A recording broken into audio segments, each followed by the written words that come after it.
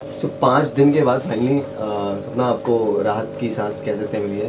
तो लगा था लाइक कि ये 5 दिन आपको बिताना पड़ेगा पुलिस कस्टडी में। क्या कुछ अभी दिमाग में चल रहा है? और ये क्योंकि आप अब लाइव हैं हमारे साथ, तो आप ही से जानना चाहेंगे चीज़। अभी तो मैं हैप्पी हूँ, लेकिन जब तक मैं अंदर थी तब तक मैं बहुत ज़्यादा परेशान थी, बहुत तकलीफ़ में थी, बहुत टेंशन में थी। मतलब मुझे पुलिस वालों ने कोई तकलीफ़ नहीं दी, लेकिन मैं अपनी ही टेंशन में, अपने ही सोच सोच के, क्योंकि ये सब मेरे साथ कभी हुआ नहीं। मैं क्या ओके, मैं हमेशा मतलब काम से घर, घर से काम, ऐसी हूँ। अगर आप किसी इंसान को एक जगह पैक कर दोगे तो वो परेशान हो ही जाएगा। तो वो तो चलो ठीक है, पुलिस अपना काम कर रही थी, लेकिन जो भी हुआ मेरे साथ वो बहुत गलत हुआ है, बहुत ज़्यादा गलत हुआ है। झगड़ा भी उन्होंने किया, मारा पीटी भी उन्होंने की, और ऊपर से झूठे झूठे इल्ज़ाम भी उन्होंने लगाए। एक बार ये भी नहीं सोचा कि मैं कर क्या रहा हूँ, वो एक लड़की है। पहले ही मैंने उसको मार दिया, मैंने उसके साथ इतना बुरा कर दिया, फिर मैं कंप्लेन भी कर रहा हूँ। और कंप्लेन करना भी था तो उसी टाइम जाके करता ना कंप्लेन। दूसरे दिन दारू उतर गई, दूसरे दिन भी नहीं, तीसरे दिन, शायद 15 को हाँ, मतलब 14 को फुल दारू पी के नशे में टल ली। उसके बाद शाम को जब उतर गई फिर जाके कंप्लेन कर दी। शाम को याद आ गया कि आपको कंप्लेन करना, और पुलिस स्टेशन के बाहर खड़े होके सॉरी बोल के गए पुलिस के सामने कि चलो हाँ सॉरी बोलते हैं, गलती हो गई है। हमने भी सोचा जाने दो, कोई बात नहीं, सॉरी बोल रहे हैं, क्यों बात को बढ़ाना, कि हम भी काम धाम वाले हैं, किसी के काम पे इफेक्ट ना पड़े कि पुलिस के चक्करों में क्या पड़ा है। लेकिन आप लोगों ने फोर्स किया था सेल्फी निकालने के लिए, क्योंकि बात यही आ रही थी कि आपके बाद 2 के बाद आप लोग पीछे पड़ गए थे कि, और वही चीज़ को लेकर के चीज़ आज। पीछे तो उसके पड़ा जाता है जिसको इंसान जानता हो। मैं तो उसको जानती भी नहीं, तो मैं उसके पीछे क्यों पड़ूंगी? अगर मुझे किसी के साथ सेल्फी भी लेना होता ना, तो मेरे अंदर इतनी अक्ल है कि हाँ मैं उसके पास जाऊँ और उसको बोलूँ कि मुझे आपके साथ सेल्फी लेना। अगर उसने ना बोल दिया तो मैं वापस आ जाऊँ। लेकिन ना मैं उसको जानती, ना मैंने उससे सेल्फी मांगी, ना मैंने लाइफ में उसको देखा, और ना मैंने उसका लाइफ में नाम सुना कि वो कौन है। मेरे ऊपर झूठा इल्ज़ाम लगा दिया कि हाँ मैं सेल्फी लेने के लिए आई, और उसने हमें मना किया कि मेरी प्राइवेट लाइफ है। ऐसा कुछ हुआ ही नहीं। तो झगड़े तक की बात नौबत कहाँ से आ गई? गाड़ी तोड़ने की नौबत कहाँ से आ गई? देखिए, झगड़ा मेरे साथ नहीं हुआ था। मैं खड़ी थी इधर सीढ़ियों के पास, जैसे ही मैं सडनली टर्न हुई तो देखा उन लोगों ने मेरे दोस्त को पकड़ा हुआ था, तो लोग मार रहे थे उसको। मैं गई, मैंने अपने दोस्त का हाथ पकड़ा, उसको पीछे लेके आया, और मैं एकदम ऐसे हाथ करके, और मैंने उनको लिटरली हाथ जोड़ के बोला, भैया क्या हो गया? मुझे नहीं पता था कि क्या बात हुई है उस टाइम तक, कि अगर कुछ हुआ है तो सॉरी, ऐसा लिटरली कि सॉरी, अगर कुछ हुआ तो सॉरी। हुआ क्या? ऐसा धक्का मार रहा है, प्राइवेट पार्ट पे हाथ डाल रहा है, थप्पड़ मार रहे हैं, ये क्या बात हुई? सोचो तो सही, एक लड़की है, नहीं कर रहे, और वो 8-10 लोग और हम 2 लोग।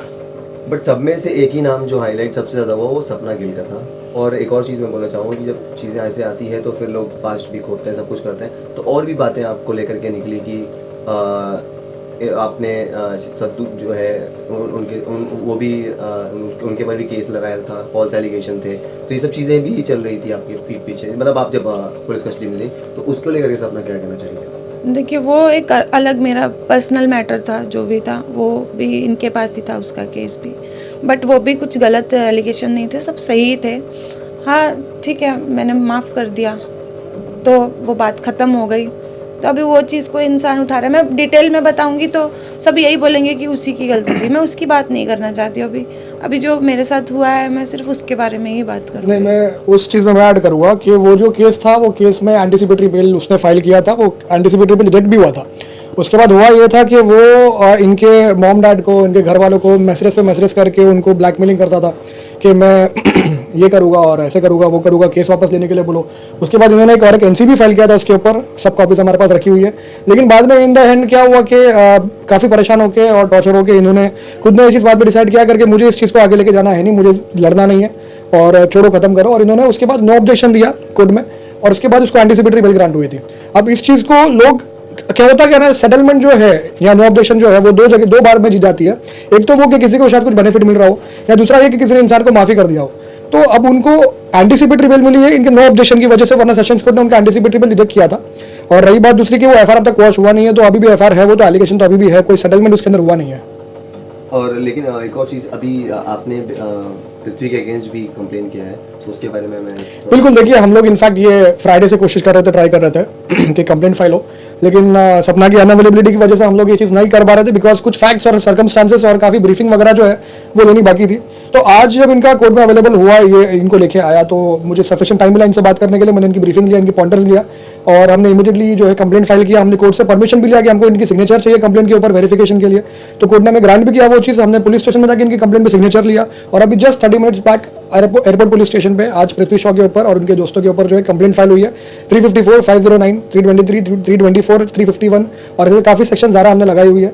और एयरपोर्ट पुलिस स्टेशन भी लेने से इसको काफ़ी हद तक इनकार कर रहा था, क्योंकि कंट्रोवर्शियल मैटर है, समझ में आता है, मसल पावर चलता है, लेकिन ठीक है, काफ़ी हमने भी मेहनत मुशक्कत से उस कंप्लेंट को एक्सेप्ट कराया, और हमारे पास एक्नॉलेजमेंट आज आया कि कंप्लेंट उसके ऊपर फाइल हो गई है ना। अगर ये मैटर को अगर सेटलमेंट की बात आती तो आप करेंगे? मैंने अभी तक तो ऐसा कुछ सोचा नहीं है, और वैसे ही ऑलरेडी उन्होंने मेरे पे इतने गंदा इल्ज़ाम लगाया कि मैंने उनसे पैसे मांगे 50,000 रुपये। सेटलमेंट की तो बात मैं सोचती भी नहीं हूँ अभी, और ना ही मैंने उनसे कोई 50,000 रुपये मांगे। ये भी मेरे ऊपर झूठा इल्ज़ाम लगाया, ये भी मेरे ऊपर झूठा इल्ज़ाम लगा कि हम लोग 8 से 10 लोग थे। अगर आप देखेंगे ना, अगर सीसीटीवी फुटेज मिलेगा बैरल मेंशन के अंदर का, तो हम लोग सिर्फ 2 लोग थे, मैं और मेरा फ्रेंड, सिर्फ 2 लोग, कोई 8 से 10 लोग नहीं थे। 8 से 10 से लोग सिर्फ वही लोग थे, अगर उन्होंने फुटेज डिलीट नहीं किया होगा तो बाकी आपके फ्रेंड्स बाद में आए जो थे? देखिए, बाकी जो 2 फ्रेंड्स थे वो मेरे फ्रेंड के फ्रेंड थे, तो हम लोग ने उनको बोला कि आप आओ। मेरे दोस्त ने उसको बुलाया था, क्योंकि वो लोग 15 से 20 लोग थे। वो आप देखे होंगे वीडियो में, वो फ़ोन पे बात कर रहा है पृथ्वी, तो और लड़कों को बुला रहा था। ऑलरेडी उनकी 2 गाड़ियाँ लड़कों से भरी हुई थी, उसने और बुलाए। और जैसे ही हम पुलिस स्टेशन के बाहर पहुँचे, तो वहाँ पे ऑलमोस्ट हम लोग सिर्फ 4 लोग और वो 20 से 25 लोग। और हम लोग बोलेंगे 20 से 25 लोग के सामने कि लो 50,000 रुपये दो, नहीं तो तुम्हारा सर फाड़ देंगे, क्यों बोलेंगे? और पुलिस के सामने बोलेंगे, वो भी पुलिस स्टेशन के बाहर, और वो भी 50,000 रुपये। क्या होते हैं 50,000 रुपये? अच्छा, आपसे लास्ट सवाल ये करना चाहूँगा कि आपने तो बहुत कुछ फेस किया होगा पुलिस कस्टडी में, तो अभी क्या आपके दिमाग में लाइक अभी आप चीज़ें कैसे, क्योंकि आप भी अपना करियर बनाने आई थी यहाँ पे, अब लोग ये भी सोच रहे हैं कि ये फेम पाने के लिए आपने किया है, ये शो में जाने के लिए, वो शो में जाने के लिए, कुछ ऐसे जो लोग बोलते हैं। सो अभी क्या सपना, क्या करेंगे, अब नेक्स्ट स्टेप क्या है? क्या देखिए, फेम पाने के लिए अगर मुझे करना होता तो मैं जाके केस करती, मैं कंप्लेन करती। फेम उसको चाहिए था, इसलिए उसने कंप्लेन किया। शायद उसको कोई लोग जानते नहीं थे इसलिए, और सीरियस सी बात है, उसको कोई जानता भी नहीं है। जितनों को मैंने बोला है, चाहे वो छोटे से छोटा हो, बड़े से बड़ा, मुझे पूछा भी क्या हो गया, किस चीज़ के लिए, मैं बोली झगड़ा हो गया था। वो किसके साथ? पृथ्वी शॉ। कौन है वो? लिटरली यही सवाल था सबका, और मैं अभी शॉक डरी, इसको कोई जानता भी नहीं है क्या?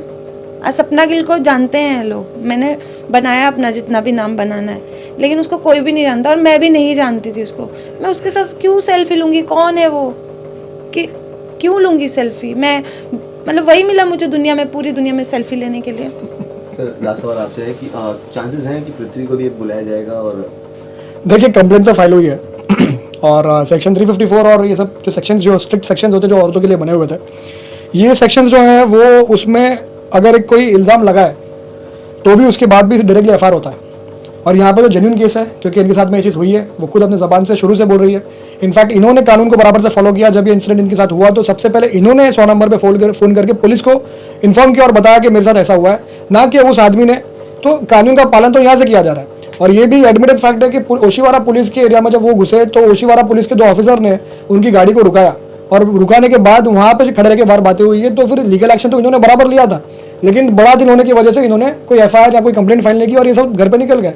दूसरे दिन आगे पृथ्वी ने एफआईआर फाइल किया है, पूरा का पूरा झूठा और बोगस एफआईआर, सिर्फ और सिर्फ अपने आप को बचाने के लिए, क्योंकि उन्हें पता नहीं, शायद लग रहा होगा कहीं ना कहीं कि शायद सपना आगे चल के कंप्लेंट फाइल कर सकती है, तो अपने आप को सेफगार्ड करने के लिए उसने ये चीज़ कंप्लेंट फाइल किया। लेकिन जो भी है, हमें जो उस वक्त पे जो कंप्लेंट फाइल करनी थी उसके अगेंस्ट वो हमने आज किया है, दे रहा है, दुरुस्त है। लेकिन जो क्राइम हुआ है इनके अगेंस्ट, उसके हिसाब से एक्शन, लीगल एक्शन लेना तो ज़रूरी है। यही तो उन्होंने ये वाली हरकत की है, वो गीदड़ वाली, कि पीठ पीछे से जो वार करते हैं ना, वो वाली हरकत की है। इतना ही जिगरा था ना, इतना ही शेर बनते थे ना, जैसे मैं गई थी ना उसी दिन कंप्लेन करने के लिए, उसी दिन कंप्लेन करता और हाथ जोड़ के माफ़ी नहीं मांगते थे। क्यों माफ़ी मांगी फिर, जब तुम लोग को यही करना था? तो कोई बात नहीं, भगवान देखता है, जो गलत है उसके साथ गलत ही होगा। आज सबसे बड़ी बात यह है कि इन्हें इंसाफ मिला है और हम बहुत खुश हैं और Thank you, जस्टिस जो है वो प्रिवेल हुआ है और सच्चाई की जीत हुई है। जेल जाए बिना ये आज डायरेक्ट पुलिस स्टेशन से अपने घर पे पहुंची है और ये सबसे बड़ी बात, सबसे बड़ी जीत हमारे लिए यही है कि जो सच था वो बाहर आया और अब जो लीगल एक्शन हमें जो लेना है जिसके भी खिलाफ हो, तो हम अभी उसके ऊपर इस हिसाब से हम लोग आगे जाएंगे। Thank you so much. Thank you so much.